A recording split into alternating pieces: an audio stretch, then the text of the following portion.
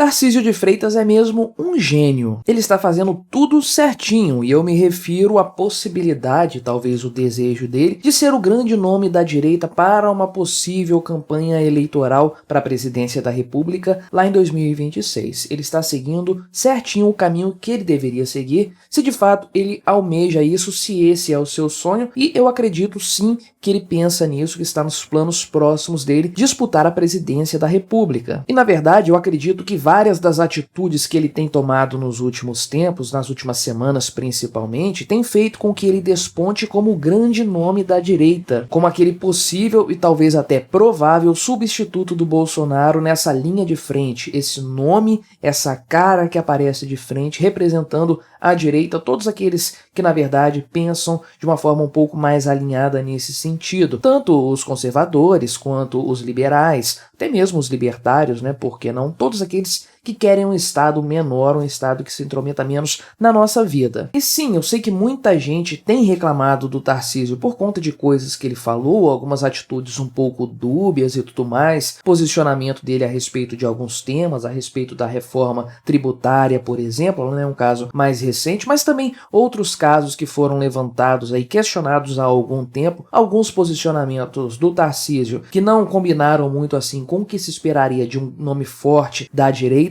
Então sim, eu sei que tem tudo isso pesando contra ele de alguma forma na opinião comum, na opinião normal, padrão da direita brasileira. Porém, 2026 está longe, né? Falta muito tempo para que a eleição realmente aconteça, para que as campanhas eleitorais comecem, então ele tem bastante tempo para construir essa sua imagem de possível representante, nome forte da direita para as próximas eleições. E a verdade, a grande verdade, é que o Tarcísio tem uma vantagem enorme em relação ao Bolsonaro, né? Quero dizer, em relação ao que o Bolsonaro fez no passado, à sua presidência da República e ao fato dele ter disputado a eleição em 2018, ter sido vencedor naquela ocasião. E qual que é essa vantagem? Bem, se você se lembra, né? O Bolsonaro nunca ocupou um cargo no Poder Executivo até chegar à presidência da República, né? Então, antes de 2018, ele sempre participou do Poder Legislativo, não tínhamos uma prévia, uma ideia de como seria o Bolsonaro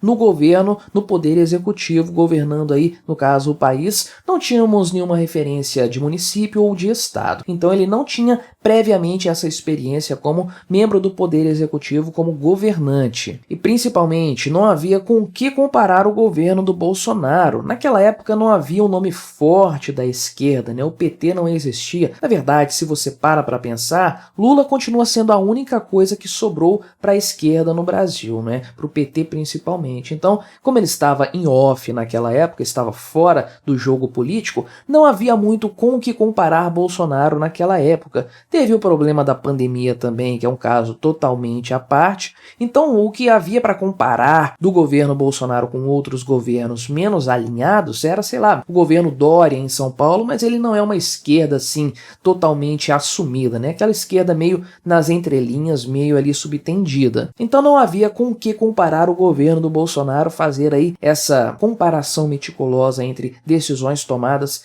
e os seus resultados evidentes, né? No caso do Tarcísio, a coisa é diferente, porque ele é governador de São Paulo no mesmo período em que o PT está no poder no Brasil, está no governo federal, no mesmo período em que o Lula é o presidente da República. Então fica fácil comparar um governo petista com o governo do Tarcísio, ver o que cada um está fazendo e quais são as repercussões disso na economia, na sociedade e na opinião pública geral. Além disso, por conta dessa vitória do PT no âmbito federal, muitos políticos petistas também acabaram ficando em evidência. Os holofotes foram apontados para eles. Por exemplo, alguns políticos que estão governando estados do Nordeste do Brasil, né? A gente sabe que o PT tem muita força por lá ainda, então muitos petistas foram eleitos para governos estaduais, então é fácil você comparar o governo estadual do Tarcísio de Freitas em São Paulo com governos petistas estaduais, além de poder comparar com o próprio Lula. E dado o nível de desordem, de desorganização, de caos, de catástrofe que são os governos petistas,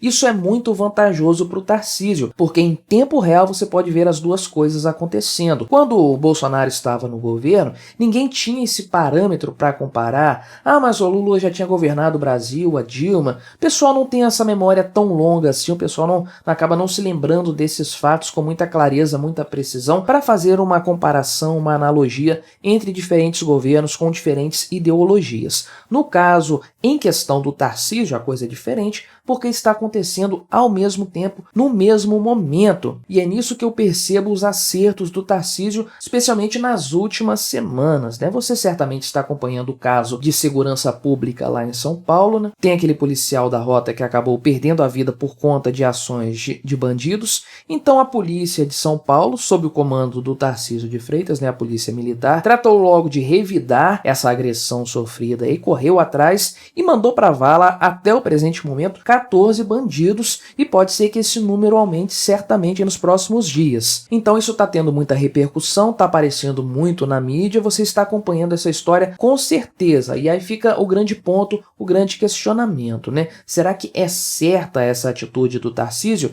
Será que ele está agindo da forma correta, dando esse aval para a polícia invadir, trocar tiro com bandidos e tudo mais? Será que tudo está sendo feito dentro do rigor da lei? E bem, para falar a verdade, eu acredito que não. Com certeza está rolando algum tipo de excesso sim nessa história. E na verdade eu não posso nem dar certeza de que apenas pessoas criminosas estão sendo aí alvo de ações da polícia. E eu falo de ações mais violentas mesmo. Não dá pra gente ter certeza nesse aspecto. Mas, pro ponto de vista deste vídeo, né, que é o crescimento da relevância do Tarcísio enquanto ator político da direita no Brasil, enquanto nesse aspecto não faz diferença alguma se a polícia está agindo 100% dentro da legalidade ou não. Porque o que o cidadão brasileiro comum, normal, gosta de ver é bandido se dando mal, bandido se ferrando. E o Tarcísio tem dado isso para a população paulista. E de quebra todo o Brasil também tem admirado esse espetáculo de bandidos indo para a vala, indo para o caixão mais cedo. O povo, no geral, gosta desse tipo de atitude porque ninguém aguenta mais a bandidagem, essa é a verdade. Todo mundo sonha com o Estado, ali, a polícia, a segurança pública, né? Todo mundo, eu digo, o povo, a população em geral,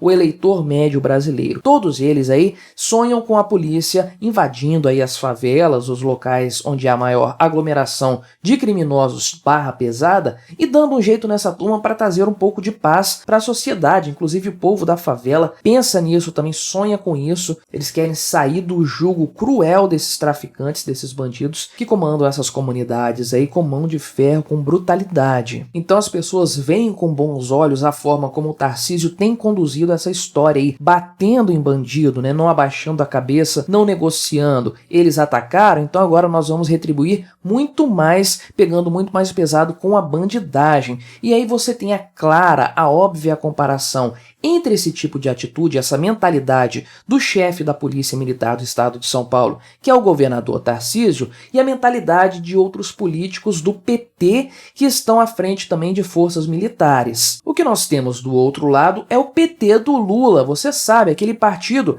que tinha, e talvez ainda tenha, um diálogo cabuloso com o PCC, né? Peraí, não posso falar isso, Alexandre de Moraes proibiu. Então retiro o que eu disse, o PT nunca teve um diálogo cabuloso com o PCC, isso é intriga da oposição, né? Mas temos então, de um lado, o PT que, digamos assim, tem uma certa conivência com atitudes criminosas, né? Lula falando do cara que rouba celular para comprar uma cervejinha, tomar uma cervejinha com os amigos e tudo mais, relativizando o crime, passando a mão na cabeça de bandidos. Se você fizer uma pesquisa rápida, você vai ver em quem que os criminosos votaram nas eleições para presidente do ano passado, né? Então você tem isso de um lado e o Tarcísio do outro lado, com a atitude ali de bater no PCC, bater nos bandidos, pegar firme, pegar pesado com essa turma, com esse bando de criminosos. Isso sem citar casos como, por exemplo, o do Rio Grande do Norte, lá com a Fátima Bezerra, uma governadora petista lá do Rio Grande do Norte, todo aquele papelão que foi no início do ano, o problema lá dos potiguares com as facções criminosas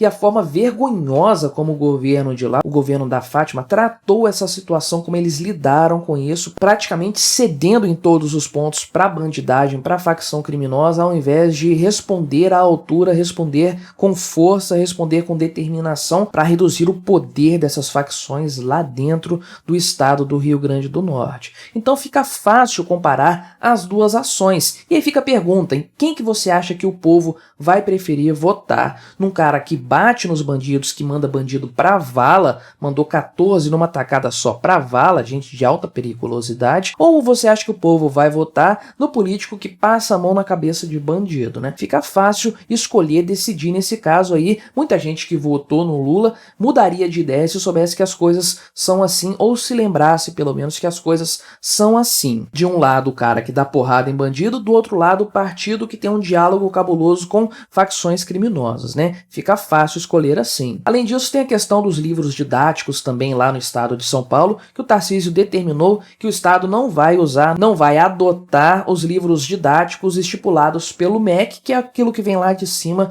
do Ministério da Educação lá de Brasília, determinado pelo PT. E sim, isso no final das contas pode nem fazer tanta diferença, porque a educação pública está tão ruim, tão prejudicada, e os professores já estão tão enviesados, né? Estão tão carregados de ideologias de esquerda, ideologias coletivistas, que só trocar o livro didático ou mudar isso para um material virtual, conforme o Tarcísio quer fazer, enfim, só fazer isso não vai mudar nada no final das contas, não vai ter grandes consequências positivas no final dessa história aí, mas isso demonstra uma atitude por parte do Tarcísio. Qual atitude? A de dizer que o governo dele não vai tolerar um ensino, uma educação pública voltada para uma ideologia de esquerda. Ao recusar os livros do MEC, é isso que ele está falando, que não concorda, que não compactua com o tipo de educação que é proposto pelo governo Lula. Isso passa a mensagem de que ele não compactua com a doutrinação esquerdista que impera na educação pública como um todo e que vai piorar muito mais agora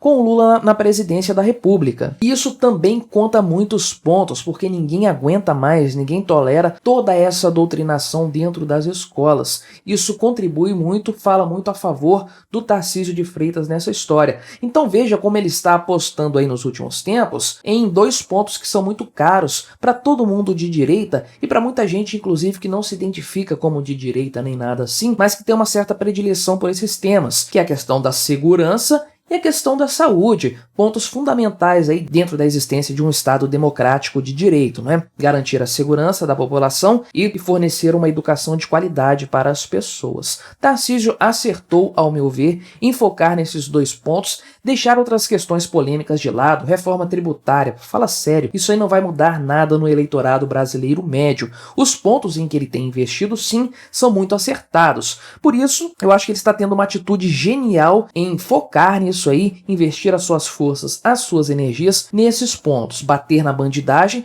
e dizer não para a ideologia educacional proposta pelo PT. Então ele já está se saindo como um grande nome, um possível presidenciável para 2026 do lado da direita, um substituto para o Bolsonaro, porque no final das contas foram esses temas mesmo que elegeram o capitão lá em 2018. Então se ele continuar agindo assim, não fizer nada de muito errado, eu acredito que ele tem sim muitas chances não só de ser escolhido como o candidato de direita, o rosto, o nome da direita para 2026, como de ser eleito presidente da República sim, porque 4 anos de PT, meu amigo, o povo brasileiro não vai aguentar. E a verdade é que se eu estou percebendo isso, a esquerda, a grande mídia, esse povo de forma geral já percebeu isso também, porque eles estão batendo bastante no Tarcísio nos últimos tempos. Todo esse piti da esquerda, da mídia esquerdista no geral, demonstra de fato que o Tarcísio sim tem muitas chances de se tornar o grande nome da direita.